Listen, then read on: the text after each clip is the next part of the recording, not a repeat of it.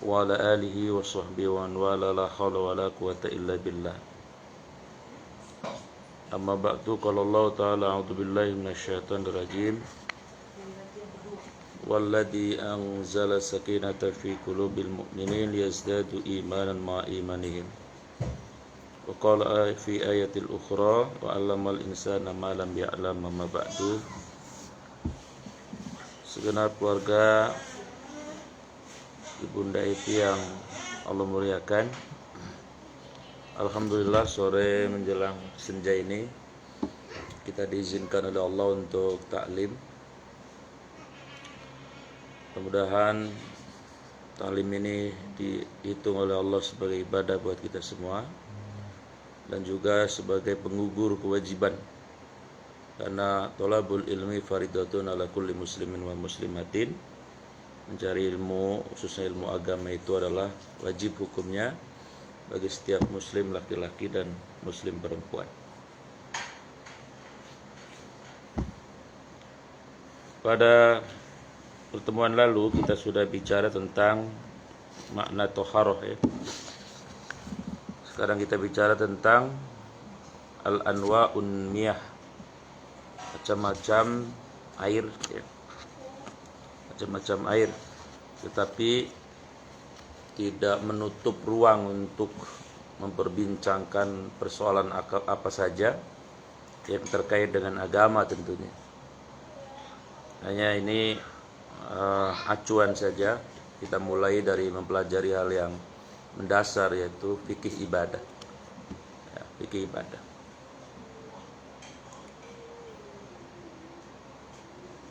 Al-anwa'ul miyah, macam-macam air ya. Maksudnya air yang kita bakal gunain buat ibadah ya. Buat berwudu, buat mandi dan seterusnya. Pertama adalah air yang suci dan mensucikan. Jadi air ini suci juga mensucikan. Karena ada air yang suci tapi tidak mensucikan. Contohnya apa? Air suci itu mensucikan. Iya, suci tapi kagak bisa mensucikan. Contohnya apa?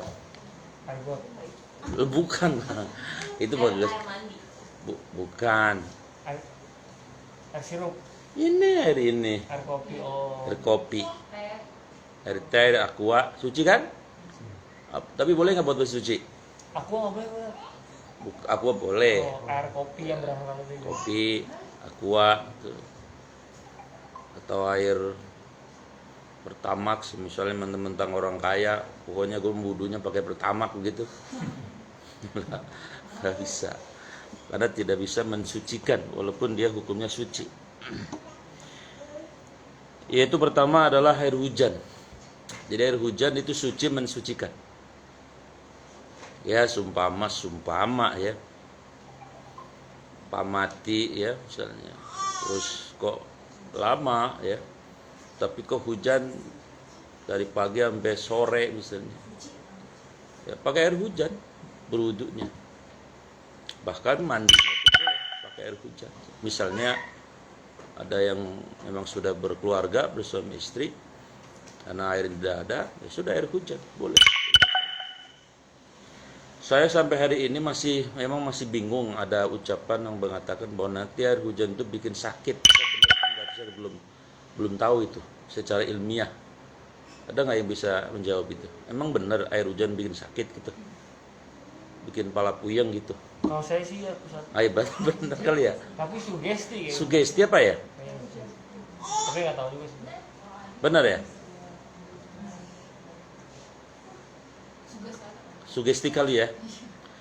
Karena air hujan itu akan, kalau kita lihat prosesnya itu dari penguapan air laut kan ya, yang menguap lalu di temperatur tertentu, di mana di sana uap itu berkolaborasi dengan angin, dengan udara yang begitu kuat ya, sehingga kemudian menjadi cairan-cairan. Lalu cairan ini karena sifatnya secara hukum gravitasi tidak bisa naik, maka turun. Kayaknya air itu bersih gitu ya, bagus gitu ya. Mungkin menurut saya, pemahaman saya adalah kalau air hujan pertama barangkali iya. Sumpama nggak hujan nih 10 hari, terus hujan. Nah itu kan dia membersihkan yang nggak genteng segala macam yang kotor-kotor itu kan. Itu kalau bisa jangan itu. Rasanya mah kalau langsung dari langit wah rasanya mah bersih gitu. Tapi memang ada orang-orang tertentu yang tadi mungkin sugestinya karena dibilang ntar jangan kena air hujan sakit beneran jadinya. Mungkin kalau dalam hatinya menolak, masa iya, kagak kali barangkali begitu. Ya, sama dengan hukum setan ya, semakin kita takut sama setan makin senang godain kita. Tapi kalau kita semakin menganggap lu setan sama-sama makhluk Allah gitu. Lah gua berlindung sama pencipta lu. Ilok saya takut. Mungkin setan juga ya udah gua mau godain dulu katanya. Lu gak takut. Kira-kira seperti itu. Jadi air hujan itu suci mensucikan. Yang kedua adalah air sumur ya. Sumur. Ma'ul bi'ri. Air sumur. Air sumur suci mensucikan. Mungkin yang ngalamin air sumur generasi saya sama ibu. Ibu juga kayaknya kagak di kota kali hidupnya, saya di kampung. Dulu saya kalau mau mandi ya harus nimba dulu. Nimbanya dulu belum pakai kerekan bahkan. Bambu betung ya. Di pakai ember dikasih tanah atau semen apa. Nanti dimasukin tuh ke sumur. Ember pengaitnya lalu kita ambil air. Itu saya ngalami waktu zaman seperti itu. Kalau ngerek mah udah karuan, makanya badannya orang-orang dulu masih seger-seger. Lah nimba mulu anak mudanya. Tidurnya di masjid. Ya, kalau anak sekarang mah ngalamin gitu ya. Sumur namanya air sumur. Nah, itu kenangan yang sekarang sudah tidak ada. Sumurnya juga dalam 20 meter, 15 meter. Kalau ibu di mana bu waktu kecil bu? Cikampek. Enggak, saya di Jakarta. Jakarta mah kagak ya. Nasi nimbal sumur nama. Udah enggak ya? Ya udah enggak. Sumur. Makanya sekarang sudah. Kalau rumah nenek iya. Nenek yang mana? Tapi kalau di Iya ada kan? Di rumah nenek ada kan? Jatiragas. Ya dari Cikampek. Iya. Ya ada dah, pokoknya daerah-daerah mah ada. Ya.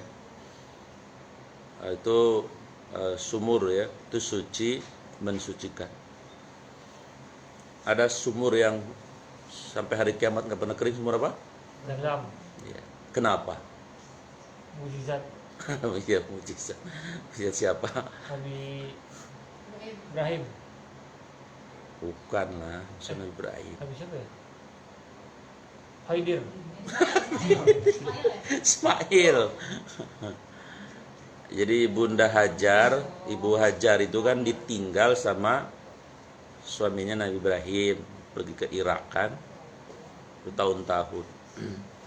Waktu ditinggal, ya Allah, nggak dibekelin apa-apa. Ya nggak ada rekening, nggak ada zaman kartu kredit apalagi. Ya, padahal bayi Ismail masih merah. Ya, sampai kemudian logika Hajar lah yang menyatakan, Bang, abang disuruh ninggalin kami berdua yang nggak ada tetangga, nggak ada siapapun. Ini disuruh sama Allah ya? Kata Nabi Ibrahim, iya, saya disuruh. Nah, bukan, ibunya, Ibu Hajarnya. Kan suaminya Nabi Ibrahim. Dia ninggalin Ibu Hajar sama Ismail masih bayi kan? Ya kan orang masih bayi kan butuh segala macam, nggak ada tetangga, nggak ada siapa-siapa. Begitu logikanya ditanyakan, apakah ini karena Allah? Iya. Oh kalau begitu silahkan pergi. Siti Hajar logika imannya yang main, bukan logika kemanusiaannya. Tentu akan melankolis dia kalau logika kemanusiaan. Mungkin dia akan ngomong, ya lo bang, orang juga nggak kayak gini-gini amat kali. lah ilok Tuhan nggak sayang amat sama kita, kira-kira begitu. Tapi karena iman yang dikedepankan, maka Hajar mengatakan pasti ya Allah tidak membiarkan kita berdua. Tapi toh tetap realitasnya Ismailnya haus, pengen minum kan, pengen minum. Ya kan anak juga kan tidak harus air susu ASI saja, air suka dikasih minum. Apalagi ya kondisinya Ibu Hajar juga air ASI-nya belum keluar dan sebagainya. Maka dia berlari mengharap ada musafir lah, ya naik ke Bukit Safa, turun lagi ke Marwah ya, 7 kali ya naik lagi, ngelongo kemana-mana nggak ada orang, nggak ada bayangan setitik pun, nggak ada. Nah, sampai 7 kali baru kemudian, dan itu sudah ikhtiarnya, sudah upaya itu sudah kan dalam agama itu kan tugas kita cuma 3 ya dalam hidup ini. Ikhtiar yang maksimal, doa jangan pernah kurang ya. Yang ketiga tawakal, serahkan. Ya. Yang membuat hidup ini kadang-kadang suka ribet, suka rumit ya karena pekerjaan Tuhan dikerjain kita. Apa itu? Lah kita tugasnya kan 2 tadi. Kerjakan, ikhtiarkan, upayakan sebagai manusia wajib. Itu jangan lupa minta yang terbaik. Selebih itu urusan Allah, itu pekerjaan Allah.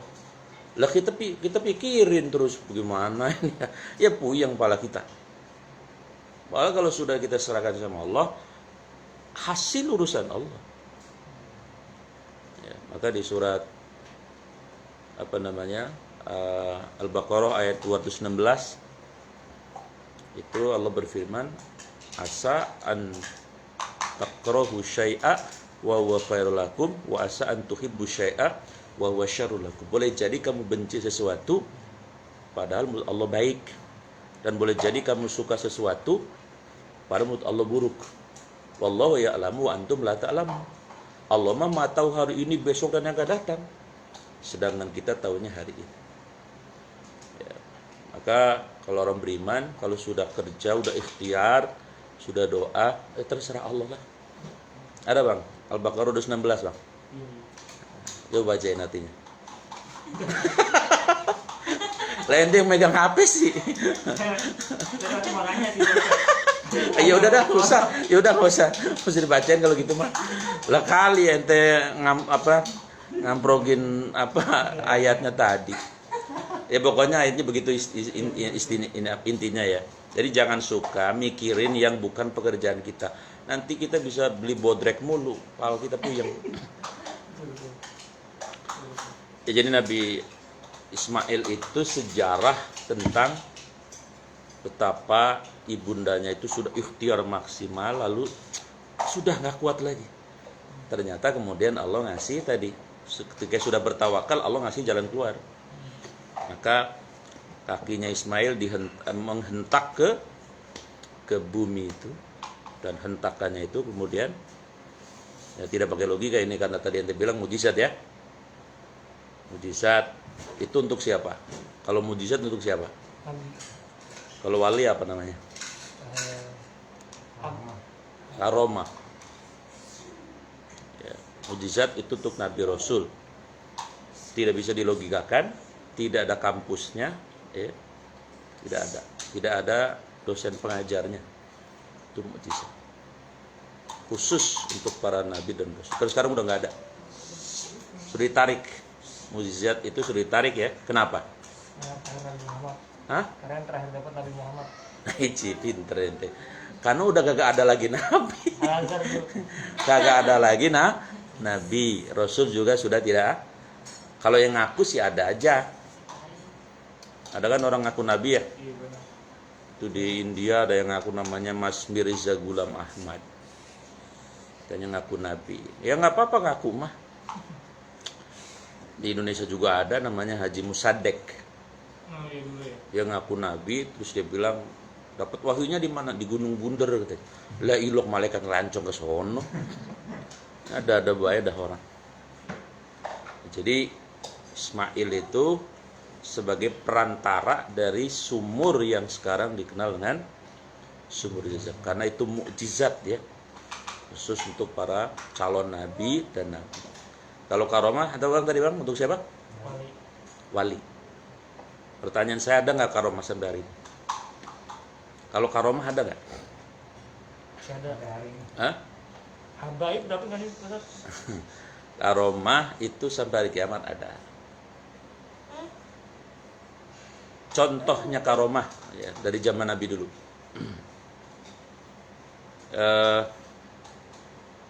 Gubernur Mesir waktu itu namanya Amr bin As. Khalifahnya Sayyidina Umar bin Khattab. Khalifah itu pemimpin umat Islam. Kedudukannya di Madinah, ibu kota. Mesir mengalami paceklik yang signifikan, hingga pada kering. Ya. Karena sungai di sana, ada sungai yang terpanjang di dunia ya, kalau nggak salah, selain sungai Amazon, itu sungai Nil namanya, di Mesir. Mesir tahu nggak bang? Mesir. Nah, Tahu nggak pernah sana. kalau dari Cikokol itu ngidul sono ke bandara, naik kapal. Nah, sebelum Gubernur Amr bin As menjadi gubernur, itu orang-orang Mesir zaman dulu kalau mengalami paceklik yang luar biasa, itu mereka melakukan praktek syirik. Apa itu? Mengorbankan anak gadis. Jadi anak gadis darahnya ditumpahkan di sungai itu. Praktek syirik. Nah, di Indonesia juga dulu suka ada yang praktek kayak gitu. Contoh, kalau bikin jembatan harus ada pala keboknya. Di zaman dulu ada. Gue itu masih kecil ngalamin nggak kayak gitu? Pernah dengar nggak begitu? Bikin jembatan, bangunan gitu ya? Syirik itu. Atau yang rada-rada entengan. Saya waktu tetangga depan rumah itu di kampung itu mau hajat, ya maklum kakaknya lurah ya, orang lumayan dah di juragan Kembang gitu kan. Nah saya waktu pagi-pagi mau sholat subuh, ini bau lisong amat, dari mana ini ya, bau aroma khas lah. Setelah saya cek ternyata itu ada di bawah panggungnya itu, karena nanti yang main lenong bolot. Tahu kenal bolot nggak? Bolot yang pelawak budeg, Oh. bolot malih, Oh, tahu. tahu ya? Kalau lenong paling mahal tuh, Oh gitu. hiburan orang Iya, iya. Betawi. Maka ketika mau main itu di bawah panggungnya disiapin tampah, isinya tadi ayam bekakak, rokok lisong, kopi pahit, telur, ayam kampung, duit, gobangan, sama bau-bauan itu. Pisang raja. Tujuannya kan? Tujuannya minta perlindungan gitu. Ya namanya orang zaman dulu. Minta perlindungan. Itu juga bagian dari syirik. Nggak boleh. Karena kita hanya diperbolehkan berlindung kepada Allah. Nah, jadi karomah itu contohnya itu. Ketika orang Mesir paceklik mengalami, maka ada yang dikorbankan. Nah, Amr bin As itu kan sahabat Nabi, nggak mungkin melakukan praktek itu. Maka beliau minta solusi ke khalifahnya. Khalifahnya tadi di mana? Madinah. Tuan Khalifah, ini kami ada masalah besar. Ini kalau nggak mengalir nih, bisa-bisa orang Mesir nanti mau praktek syirik lagi. Baik, solusinya saya sederhana saja. Saya mau bikin surat. Terus Tuan Khalifah, nanti suratnya taruh di sungai ya. Tapi kamu jangan baca. Bikin tulisan serepet, tutup, bawa ke Mesir. Penasaran si gubernurnya.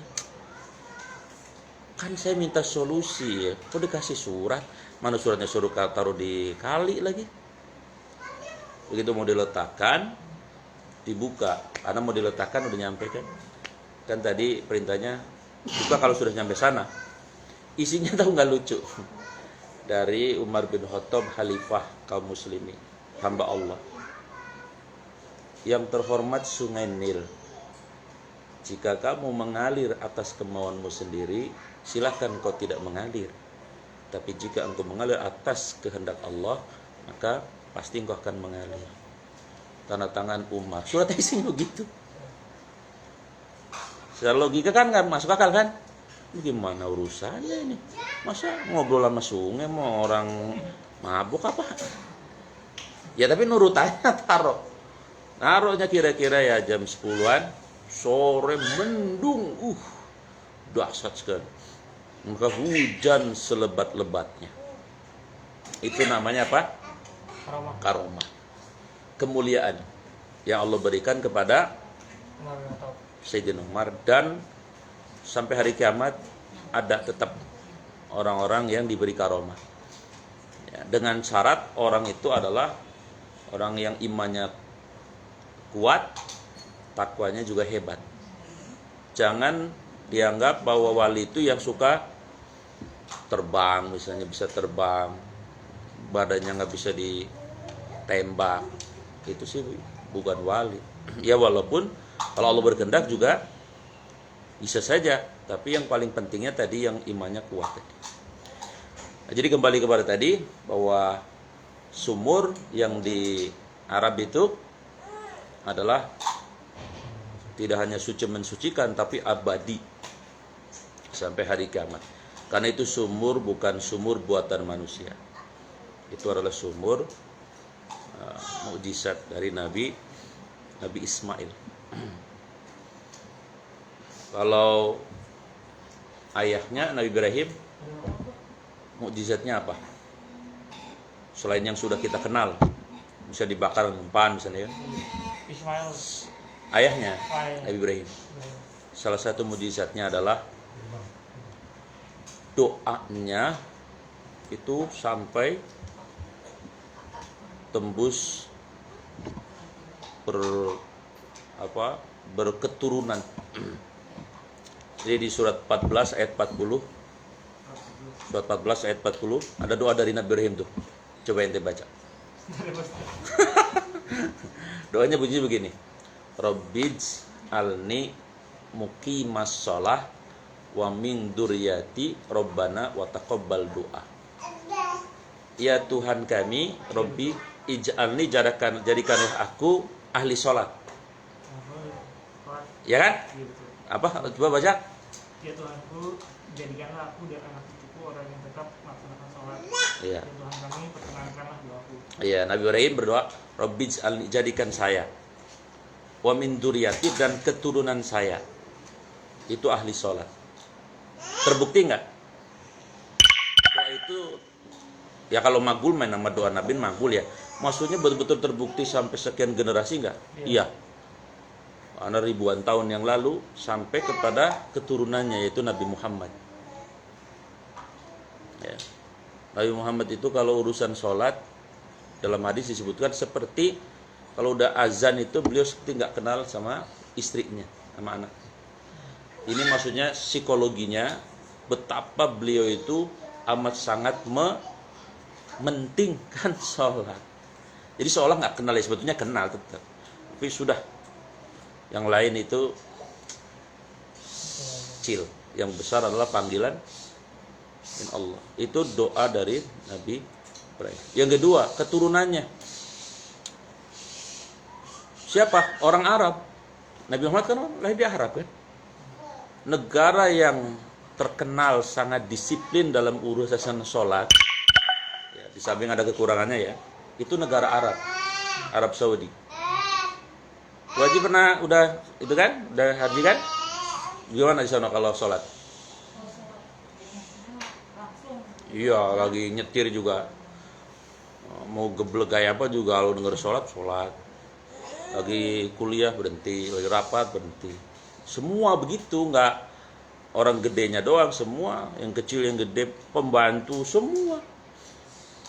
Itu siapa? Berkah doa mukjizatnya Nabi Ibrahim. Ya. Bahkan kalau lagi sholat, kalau sudah azan sholat di sana, yang lagi jualan di pasar ya sholat. Bahkan yang jualan emas juga pada sholat. Ya. Bahkan ada yang nggak ditutup tokonya.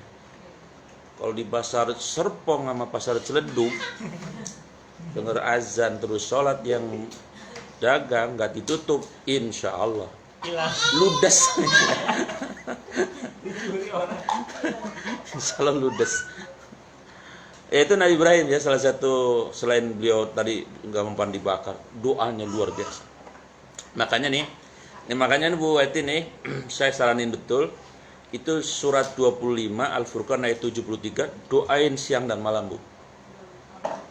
Ya, Al-Furqan Ayat berapa Pak Ustaz? 73. 73. Coba bacain Mas. Oh no, di belakang. Bismillahirrahmanirrahim. Iya.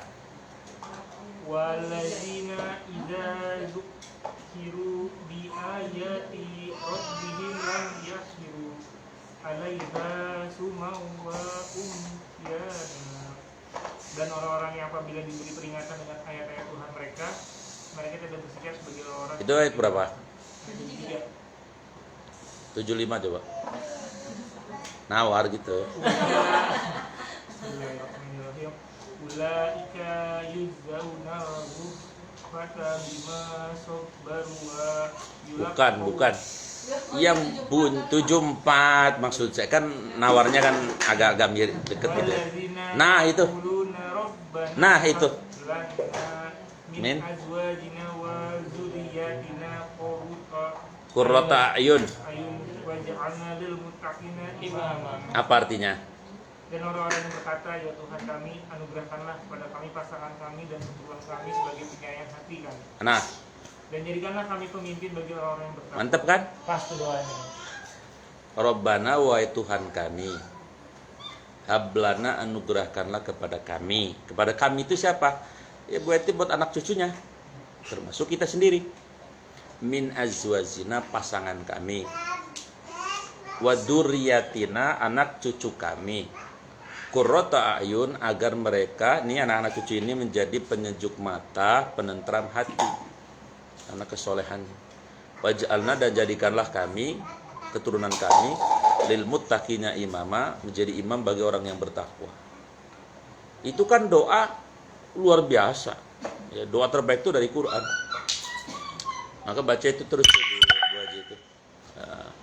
Karena apa? Karena tadi doanya seorang nenek, seorang kakek, Nabi Ibrahim ya, itu bisa sampai yang dapat berkahnya itu sampai ke keturunan-keturunan ke bawah. Makanya ada nggak sejarah dari bapak ke anak sih nggak, anaknya nggak sukses, tapi ke cucu sukses, ada nggak? Fakta sosial ada nggak kayak gitu? Ya mudah-mudahan saya dapat. Ya misalnya gini, gue doain misalnya ente doain biar sukses, tapi nggak terlalu sukses amat, tapi cucunya sukses. Siapa tuh si Sintong ini bakal jadi menteri dalam negeri kayak ya. Siapa gitu.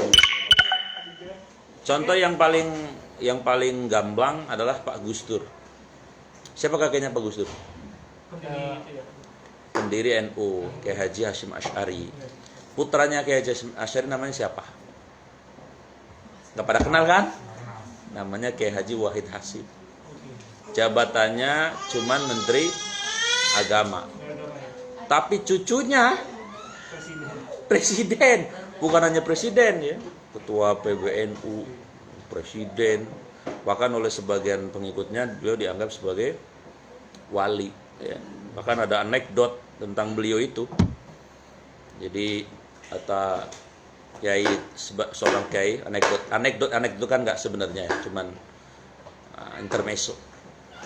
Kan kalau malaikat mungkar nakir itu kan kalau yang nganter kuburan 7 langkah sudah pergi baru dia datang tuh. Katanya yang enak sama Pak Gustur. Emang apa? Kagak ditanya-tanya sama malaikat. Lah emang yang datang banyak mulu kan. Aduh. Sampai sekarang katanya kagak putus-putus. Ini main intermezzo. Jadi yang sukses siapanya? Cucu. Ada yang kenal Ustadz Yusuf Mansur nggak? Nah. Tahu. Bapaknya namanya siapa? Bapaknya namanya? Masuk S. Bukan. Jadi ternyata dia itu cucunya seorang ulama besar di Betawi, namanya Guru Mansur. Dari Jembatan 5. Ulama besar itu.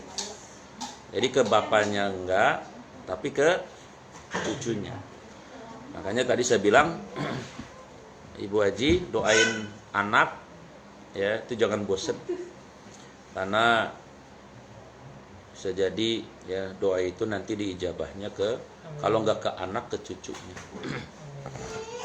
Baik, jadi kembali kepada materi bahwa air suci yang mensucikan itu adalah air sumur. Tapi sekarang sudah tidak ada sumur. Adanya pam ya. Ada Ini masih sumur, Ustaz. Hah? Saya masih sumur. Masa? Iya. Iya. Saya pakai pompa. Dia pompa. Iya. Dia apain? Dibor ke bawah. Oh, dibor. Jadi nggak pakai pam. Oh, enggak. Di sini ada pam nggak sih? Ada, Ustaz. Yang ketiga, air yang suci itu air apa? Hujan. Laut. Oh. Ma'ul bahri, air laut. Jadi ente mau wudu di laut, mohon maaf, ketika lagi di laut nih, lagi wudu, ada bangkai apa kayak gitu, tetap sah. Kenapa? Karena suci laut itu. Bahkan yang di laut itu semuanya halal ya. Kecuali 2 yang tidak halal. Bahkan bangkainya aja halal. Tapi yang 2 nih nggak halal. Apa itu? Yang nggak halal apa yang 2? Yang nggak boleh dimakan di laut apa? Yang 2. Yang lain boleh semua. Yang di laut, Ustaz. Iya, yang di laut yang semuanya ikan itu semua halal. Yang di laut. Airnya suci mensucikan, tapi ada yang tidak boleh dimakan. Apa? Yang dibunuh. Bukan. Kapal selam sama kapal pesiar. Doyan ente. Saya udah mikir panjang. Serius bener. Ya, air laut suci man. Ini ngomong-ngomong kalau tamasya kemana nih pada sukanya, daerah apa, gunung apa daerah apa gitu? Kita sukanya pantai deh, Ustaz. Nanti. Saya gunung. Ya. Saya kemarin ke Tanjung Pasir. Makan Tanjung Pasir pantai di Tangerang. Oh, ada itu. Ustaz, ya? Ada, saya kemarin ke sono. Makan pinggir laut. Cuman memang ya apa sih? Ya memang bukan kelas menengah ke atas, menengah ke pinggir. Ya kayak saya kelasnya gitu. Tapi lumayan. Saya ngelihat laut. Kalau ke Anyer kan udah sering. Baik, itu air apa? Laut ya. Laut. Suci man. Sucikan. Yang ketiga, 4, sungai. Nah, sungai itu juga suci walaupun butek. Nah, sekemarin dari Tanjung Pasir itu lewatnya daerah bandara, daerah Sewan, dari Mauk situ lewat bandara. Itu mohon maaf, sampai sekarang ternyata saya pikir cuman dulu, karena dulu waktu saya bujangan suka mainnya kan ke sana.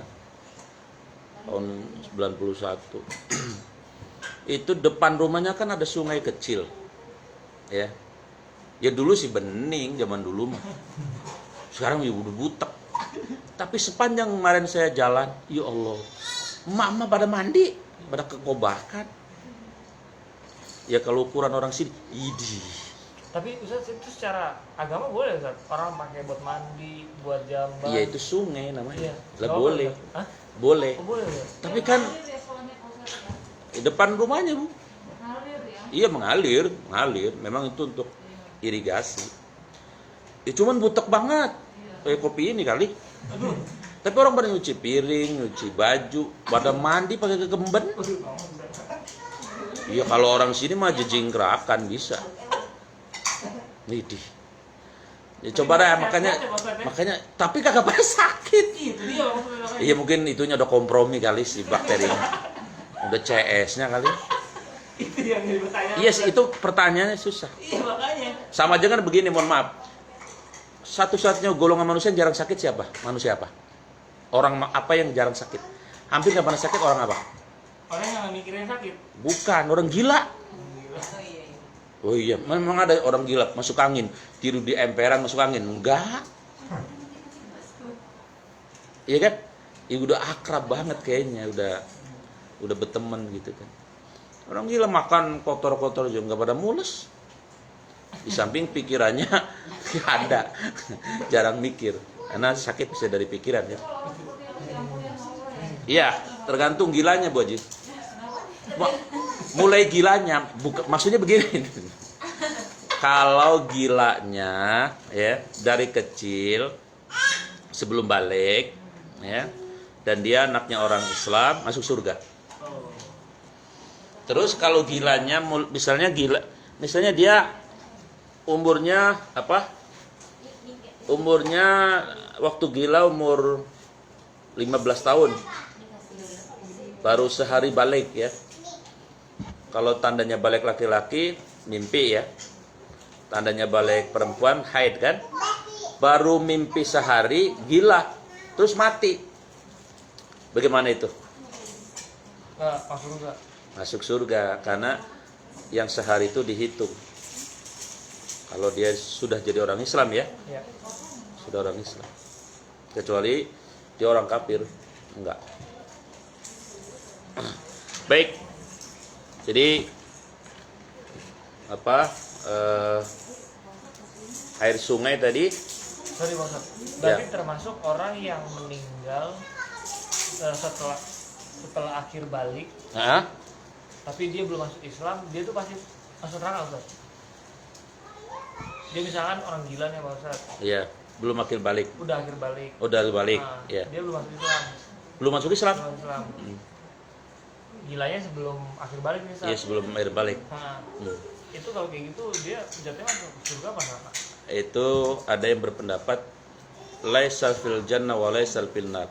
Dia tidak di neraka, juga tidak di surga. Oh. Ya. Jadi tidak disiksa. Yang keempat, air apa? Salju. Nah, ini suci mensucikan. Ada nggak di sini salju? Sini nggak ada. Ustaz. Ada Bintaro. Bener. Ini apa tempat rekreasi? Tapi itu buatan Ustaz. Iya, tapi itu buatan. Iya. Enggak masuk suci mensucikan ya. Iya. Karena harus yang natural. Kemudian yang ke-6, telaga. Air telaga. Telaga itu apa? Ada yang bisa mendefinisikan telaga nggak? Air terjun. Bukan. Hah? Ke danau. Ya. Tadi saya ke Telaga Kenanga. Ada yang tahu Telaga Kenanga nggak? Di mana? Perubahan itu Ustaz. Bukan. Wah, berarti ini harus banyak jalan nih. Telaga Kenanga itu di kampus UI Depok. Tadi saya habis ke sana. Itu di tengah-tengah kampus itu ada telaganya, ada kayak danau. Sampingnya masjid. Bagus. Air itu suci mensucikan karena dia sebetulnya air dari hujan, air hujan. Kemudian yang terakhir yang ketujuh adalah yang suci mensucikan air embun. Dengan catatan jumlahnya cukup signifikan. Kalau di daerah perumahan kayak gini ya nggak ada embun. Ini di daerah-daerah yang banyak pohon, rumput dan sebagainya. Itu boleh buat berwudu. Ya. Kalau cuman seuprit ya enggak. Inilah kita mengenal secara ilmu fikih tentang air yang suci mensucikan. Maknanya bisa buat mandi, bisa buat bersuci, bisa buat apa saja. Tapi kalau tadi air kopi ini suci tapi tidak mensucikan. Sekira itu ya, selebihnya silahkan mungkin ada apa saja persoalan tentang agama yang patut kita ya silakan. Kalau misalnya di rumah itu ada ember sama pancuran ya. Ya, Nah misalnya airnya itu habis nih ya posisinya di pancuran kan. Setahu saya kan maaf kalau salah ya, ilmunya belum makin juga. Airnya habis di tangki. Nah kemudian saya isi air di ember. ya, Nah ini kita mau wudhu malam-malam misalnya mau sholat gitu ya. kan. Apakah sebaiknya kita harus nyalain air dulu di pompa supaya air pancurannya nyala, atau kita bisa pakai air di ember untuk wudhu? Katanya setahu saya Kalau waktunya tinggal sedikit, oh, pakai gayung wudhu, oh, diambil wudhu. Dan wudhu itu kan sebetulnya yang rukun cuma 4. Lihat surat Al-Baqarah ayat bukan surat Al-Baqarah, Al-Maidah ayat 3 coba. Surat 5 ayat 3.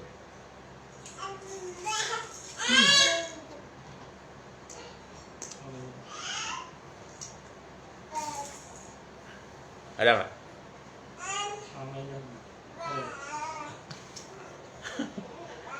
panjang dulu soalnya Masa? al yauma uhilla lakumut thayyibat wa ta'amul Ujungnya dah, ujungnya.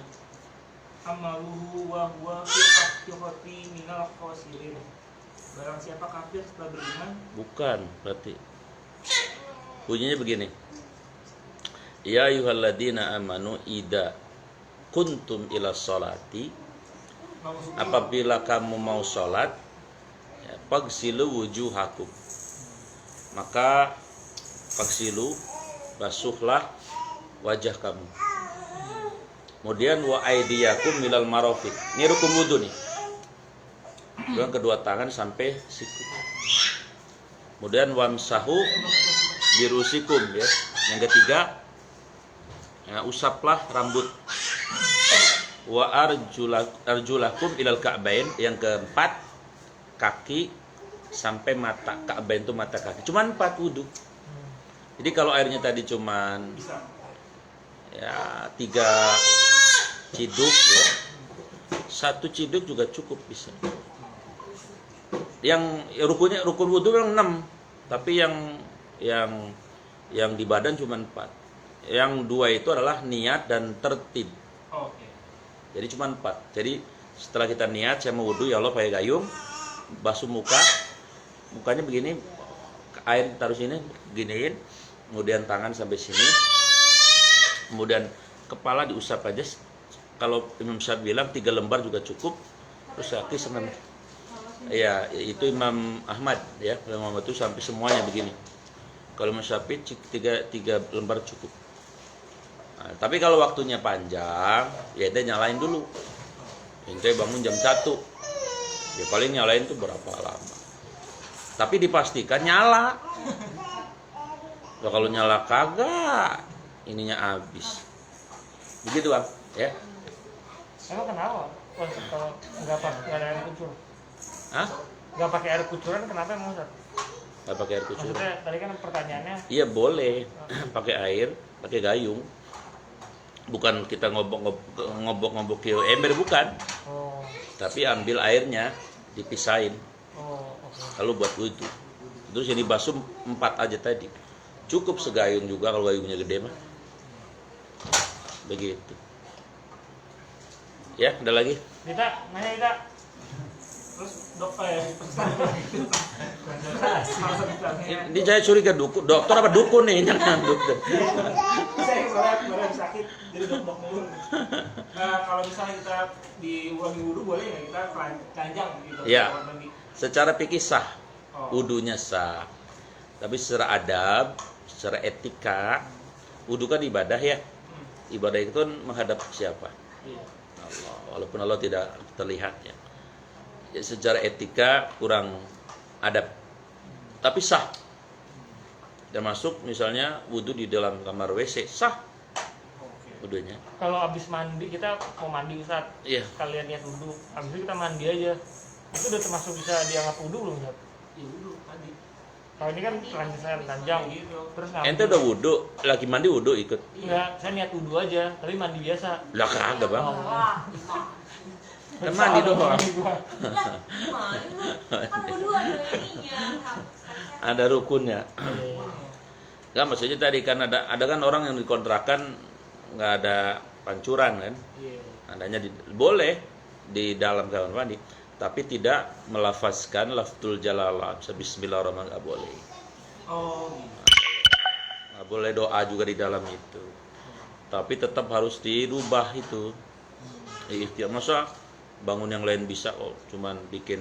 Kalau nggak ini pakai kaleng biskuit juga dibolongin bisa. kalau misalkan sholat udah azan, diulur gitu sampai airnya Ah. itu gimana Ustaz? Kena surat Al-Ma'un. Baca bang surat Al-Ma'un. surat berapa tuh? Itu kata Madoh.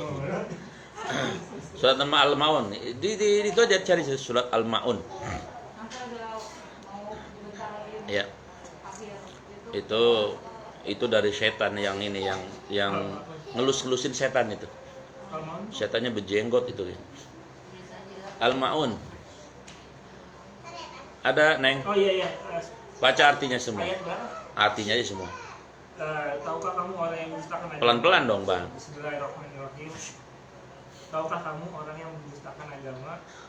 Maka itulah orang yang menghardik anak yatim Terus dan tidak mendorong memberi makan orang miskin. ya. Maka celakalah orang yang sholat. Oh, pelan-pelan. Maka celakalah orang yang Sholat. terus Yaitu orang yang lalai terhadap Oh. sholat. orang yang lalai. Lalai itu ada dua. Oh. Lalai yang tidak disadari lalu menjadi kebiasaan, atau yang pura-pura lalai.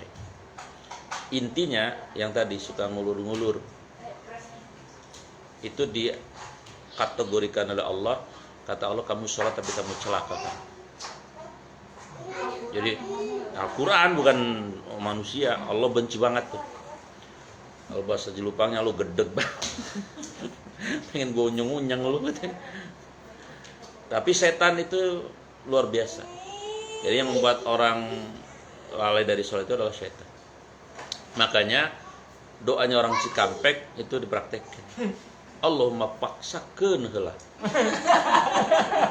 Maksudnya apa? Pokoknya saya kalau dengar azan saya mau wudhu, apapun repotnya saya. Dan itu alhamdulillah ya. Ya ini hanya sekedar untuk apa? Tidak berniat ini. Saya di rumah saya tekankan gitu pada istri anak saya. Pokoknya kalau udah dengar azan wudhu, nggak ada urusan. Ya. Lagi ngapain kek? Ya, tapi kitanya dulu. Alhamdulillah.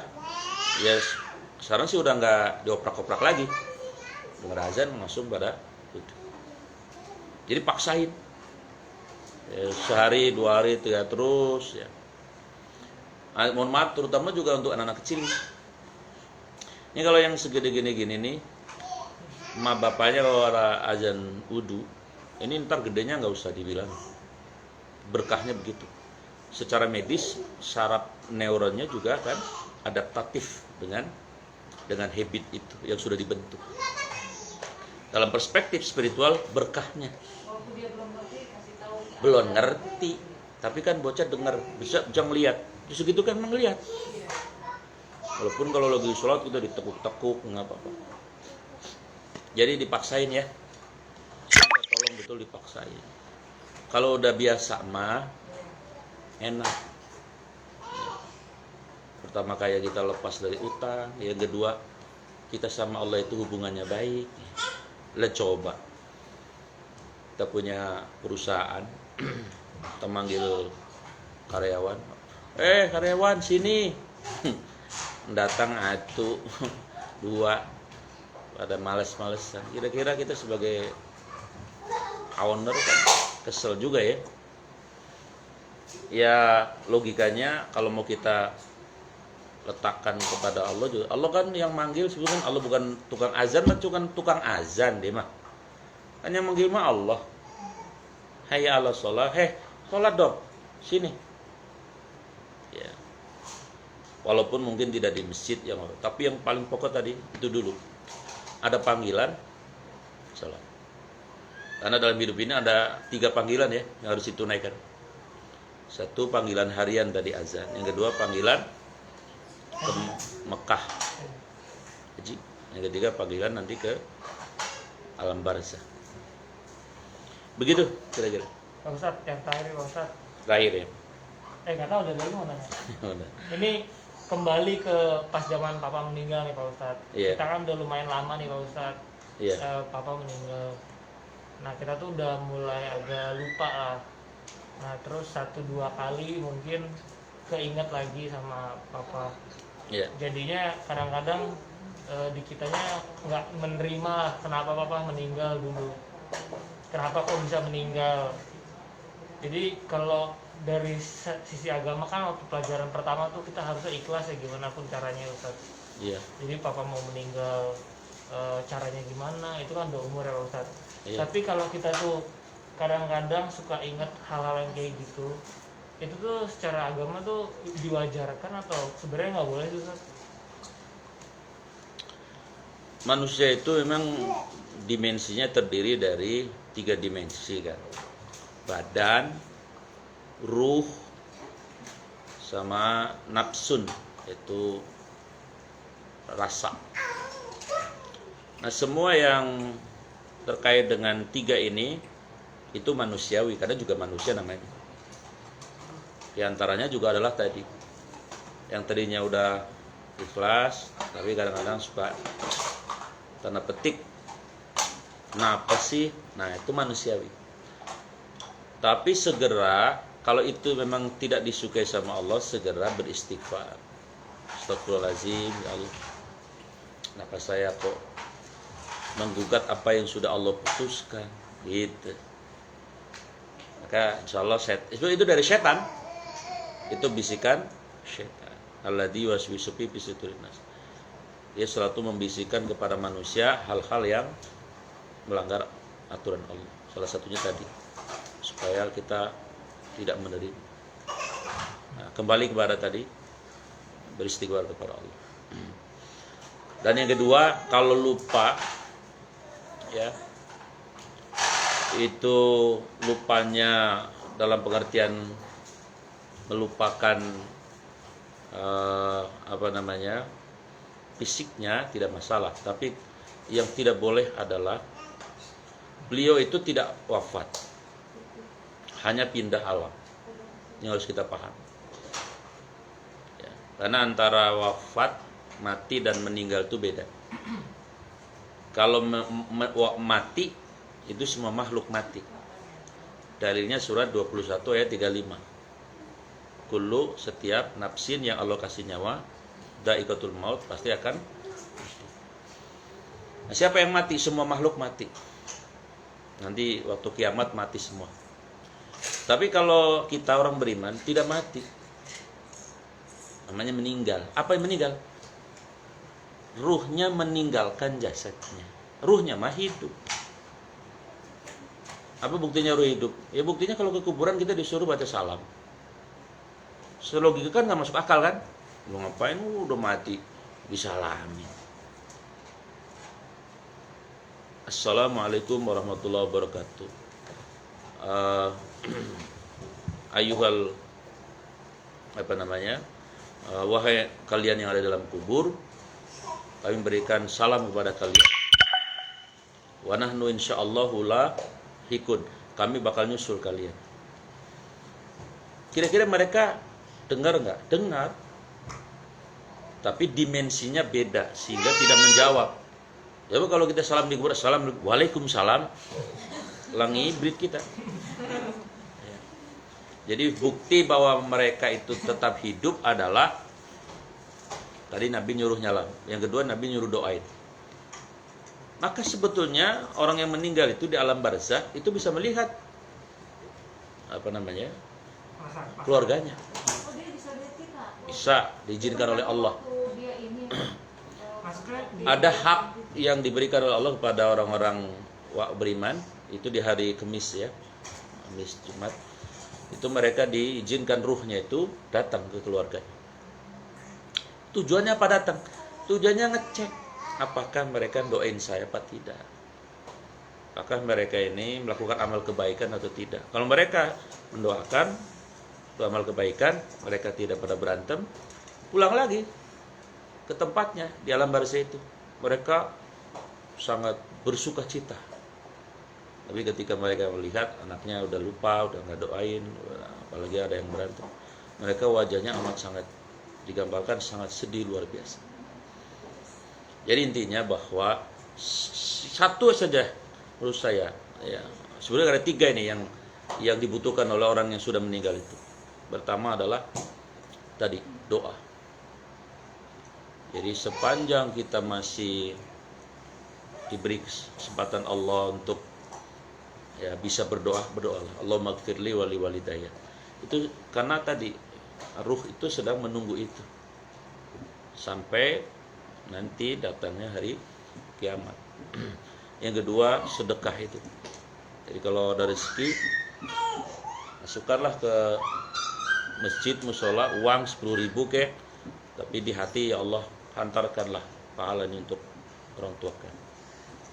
Yang ketiga, melakukan amal kebaikan apapun di sana dapat. Ente tahajud, Bapak dapat. Senang di sana. Jadi minimal tadi ya doa. Jangan sampai lupa. Doain terus. Ya. Saya walaupun udah bertahun-tahun, 20 tahun orang tua saya wafat, tapi alhamdulillah bahkan saya mewajibkan diri saya untuk selalu mendoakan orang tua saya. Begitu Bang. Ya. Baik, saya kira sudah 1 jam kita. Kok jadi pada diem? Emang apa? Doain cucu saya ulang tahun. Yang mana? Yang Atari sama Khadijah. Oh iya. Yang soleh. Amin. Ya. Baik. Mari Sama almarhum doain aku. ya kita doakan ya Allah, mudah-mudahan cucunda ya jadi anak yang soleh ya, jadi anak yang cerdas, jadi anak yang punya akhlak yang karimah, yang karim, menjadi anak yang sukses di dunia dan di akhirat. Sehatkanlah jasmani rohani dia ya Allah, cerdaskan akal pikirannya, kokohkan tauhid dan akidahnya, dan jadikan dia nanti menjadi orang yang bermanfaat buat dirinya, keluarganya, lingkungan, orang tua, bangsa dan agama. Amin. Yang kedua, Al-Fatihah kita tujukan untuk almarhum, mudah-mudahan beliau di sana ya bahagia, dan beliau di sana disayang oleh Allah, diampuni oleh Allah, dan beliau di sana ditempatkan di taman ya, taman-taman surga yang ada di alam barzah. Al-Fatihah. A'udzubillahi minasyaitonir rajim. Bismillahirrahmanirrahim. Alhamdulillahirabbil alamin. Arrahmanirrahim. Maliki yaumiddin. Iyyaka na'budu wa iyyaka nasta'in. Ihdinas shiratal mustaqim. Shiratal ladzina an'amta 'alaihim ghairil maghdubi 'alaihim waladdallin. Bismillahirrahmanirrahim. Alhamdulillahirabbil alamin. Allahumma shalli ala sayyidina Muhammad wa ala alihi wa sahbihi ajma'in. Allahumma ij'alhuma ya Allah, jadikanlah cucu Waiti waladan salih, yaitu anak-anak yang soleh, nafi'un li nafsihima, bermanfaat hidupnya untuk dirinya, wa walidihima, dan untuk kedua orang tuanya, wa wataniha nihima, untuk tanah airnya, wa mujtamaihima, untuk lingkungannya, wa diniha, untuk agamanya ya. Allahumma ya Allah, ij'al almarhum fi qabrihi ya Allah radatan min riyadil jinan, wa la taj'al qabrahu khufratan min hufarin niran. Rabbana hab lana min azwajina wa dhurriyyatina qurrata a'yun waj'alna lil muttaqina imama. Rabbana atina fid dunya hasanah wa fil akhirati hasanah wa qina adzabannar. Sallallahu ala sayyidina Muhammadin wa ala alihi wa sahbihi ajmain. Subhana rabbika rabbil izzati amma yasifun wa salamun alal mursalin walhamdulillahi rabbil alamin. Kita tutup dengan hamdalah alhamdulillahi rabbil alamin. Assalamualaikum warahmatullahi wabarakatuh.